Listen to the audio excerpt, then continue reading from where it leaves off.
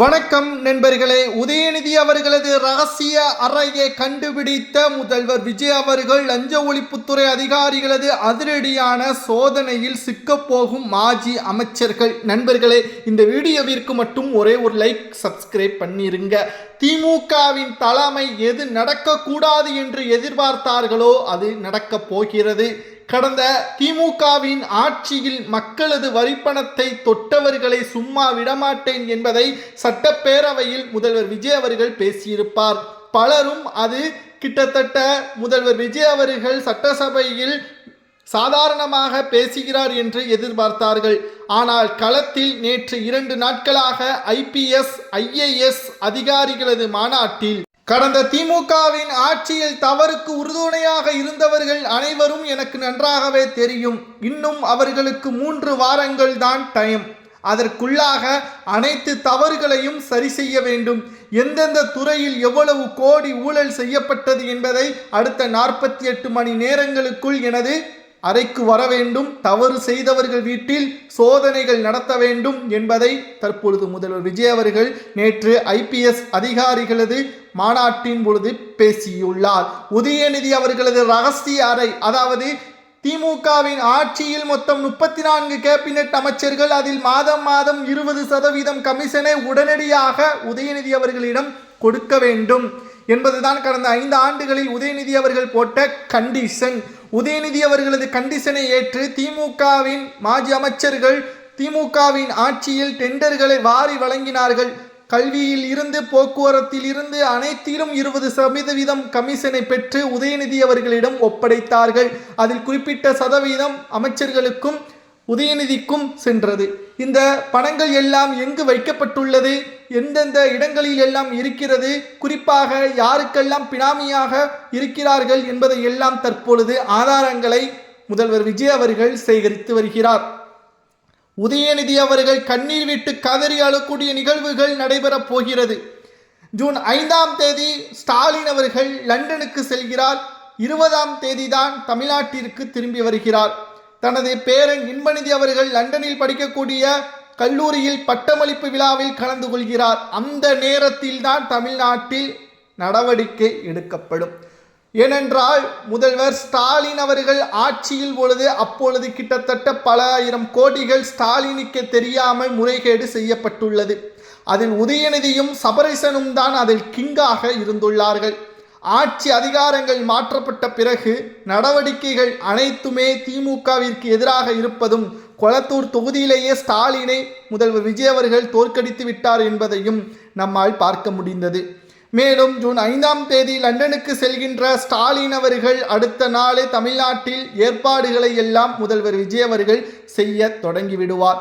திமுக செய்த ஊழல்கள் அனைத்தையும் மக்களிடம் கொண்டு வருவதற்கும் அடுத்த 10 ஆண்டுகளில் $1.5 டிரில்லியன் தமிழகத்தின் பொருளாதாரத்தை உயர்த்துவதற்கும் முதல்வர் விஜய் அவர்கள் எடுக்கக்கூடிய அந்த நடவடிக்கைக்கு முதலீடாகவே இருக்கக்கூடியது எது தெரியுமா? உதயநிதியின் ரகசிய அறையில் இருந்து பெறக்கூடிய அந்த பணங்கள் தான்.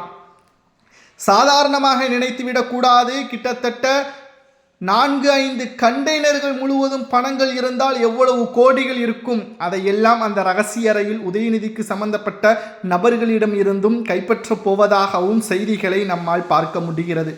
திமுக இதற்கு முன்பாக இருந்த ஆட்சி அதிகாரத்தில் திமுகவின் நிர்வாகிகளையும் ஊழல் செய்தவர்களையும் சும்மா விட்டுவிட்டார்கள். ஆனால் தாவேகாவின் ஆட்சியில் அப்படி சும்மா விட முடியாதல்லவா? நடவடிக்கை எடுக்க வேண்டுமல்லவா? ஏனென்றால் நடக்கக்கூடியது மக்களாட்சி, தாவேகாவின் ஆட்சி என்பதன் காரணமாக முதல்வர் விஜய் அவர்கள் 2 நாட்கள் நடைபெற்ற IAS IPS அதிகாரிகளது மாநாட்டில் ஒட்டுமொத்தமான தமிழ்நாட்டின் மக்களின் பாதுகாப்பை 100% உறுதி செய்ய வேண்டும். அதை செய்ய தவறினால் ஸ்டாலின் அவர்கள் உள்ளிட்ட பலரது மீதும் நடவடிக்கை எடுக்கப்படும். தவறுக்கான ஆதாரங்கள் இங்கு இருக்க வேண்டும். அதை எப்படியாவது சேகரிங்கள் என்பதை தான் முதல்வர் விஜய் அவர்கள் உத்தரவை பிறப்பித்துள்ளார். தற்பொழுது உதயநிதியின் ரகசிய அறை எங்கு இருக்கிறது என்பதை எல்லாம் லஞ்ச ஒழிப்புத்துறை அதிகாரிகள் மற்றும் இயக்குனர் அருண் IPS அதிகாரிகள் சேகரித்து வருகிறார்கள். திமுகவின் முக்கியமான நிர்வாகிகள் அதிர்ச்சியடைந்து இருப்பதால் முதல்வர் விஜய் அவர்களது அரசியல் ஆட்டம் தொடங்கிவிட்டது. அடுத்தடுத்த நிகழ்வுகள், திமுகவில் இருந்த கூட்டணிகள் தற்பொழுது சுக்குநூறாக உடைந்து விட்டது. திமுகவில் இருந்த நிர்வாகிகள் தற்பொழுது அதிர்ச்சிக்கு உள்ளாகி வெளியேறலாமா என்பதும் தற்பொழுது முடிவுகளை எடுத்து வருகிறார்கள்.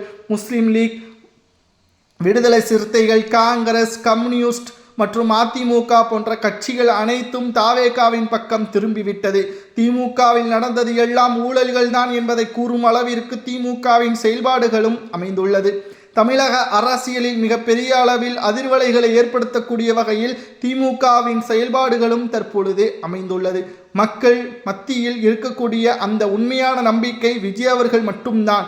உதயநிதியின் ரகசிய அறையை கண்டுபிடித்து பணங்களை கைப்பற்றினால் மட்டும் போதும், விஜய் அவர்கள்தான் அடுத்த 25 ஆண்டுகள் முதல்வராக நீடிப்பார், அடுத்த எம்ஜிஆர் என்று கூறும் அளவிற்கு மக்களது மனதில் இடம்பெறுவார் என்ற தகவலையும் தற்பொழுது நம்மால் பார்க்க முடிகிறது. திமுகவிற்கு எதிராக தற்பொழுது IPS அதிகாரிகளை ஏன் நியமிக்கிறார் என்றால், திமுகவிற்கு எதிராக தாவேகாவின் நிர்வாகிகள் விசாரணை செய்ய முடியாதல்லவா? எந்தெந்த துறைகளில் எவ்வளவு ஊழல்கள் இருக்கிறது என்பதை அரசு உயர் அதிகாரிகள் சொன்னால்தான் அமைச்சர்களுக்கே தெரியும். அமைச்சர்கள் ஒன்றும் ஆய்வு அறிக்கையை நேரடியாக செய்ய முடியாது. வந்தவர்கள் அனைவரும் புதியவர்கள் தான். இதனால் தான் IPS IAS அதிகாரிகளை புதிதாக நியமித்து கடந்த திமுகவின் ஆட்சியில் தவறுக்கு உறுதுணையாக செயல்பட்ட அந்த அரசு அதிகாரிகளுக்கு மன்னிப்பை நான் வழங்குவதற்கு தயாராக இருக்கிறேன். ஆனால் தவறுகள் செய்தவற்றை அனைத்தையும் எனது டேபிளுக்கு கொண்டு வர வேண்டும் என்பதையும் முதல்வர் விஜய் அவர்கள் கூறியிருந்தார். இதற்காகத்தான் 2 நாட்கள் மாநாடு, அடுத்தடுத்து நடக்கக்கூடிய நிகழ்வுகள் எல்லாம் மிகப்பெரிய அளவில் தமிழக அரசியலில் பரபரப்பை ஏற்படுத்தக்கூடும்.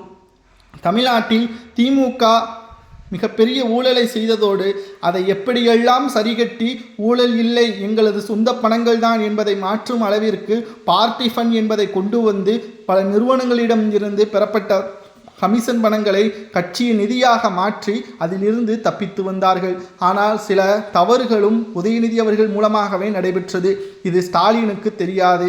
இதனால் ஸ்டாலின் அவர்கள் ஜூன் 5ஆம் தேதி அன்று லண்டனுக்கு செல்கிறார். அவரது பேரப்பிள்ளை கிட்டத்தட்ட இன்பநிதி அவர்கள் பட்டப்பளிப்பு விழாவில் கலந்து கொள்கிறார்.